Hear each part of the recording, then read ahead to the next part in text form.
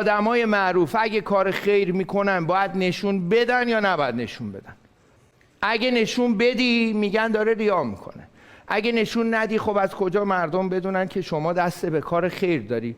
این همیشه جای سواله برای آدمای معروف و سلبریتی‌ها که موقعی که کار خیر انجام میدن اصلا چی کار باید تو جامعه انجامش بدن؟ یه نفر کار خیر میکنه بیاد اون کار خیر رو نشون بده، هم مردم بدونن که این عزیز اون در کار خیر دستی داره، هم یه سری رو تشویق کنن به انجام کار خیر. همین که یه عده یاد اینو بگیرن. اسمشو میذارن ریا. من آدمایی رو میشناسم این همه تلاش میکنن، جهیزیه میدن، زندانی آزاد میکنن، ولی خب مردم نمیدونن. و برعکس آدمایی رو میشناسم که در فضای مجازی هزینه میکنن دیدش که خودشون حرفی نزنن، پیجای مختلف تو فضای مجازی بیان از کار خیر این دوستان. آقا چرا ما نمیبینیم آقای فلانی فلان کار رو کرد؟ چرا ما نمیبینیم؟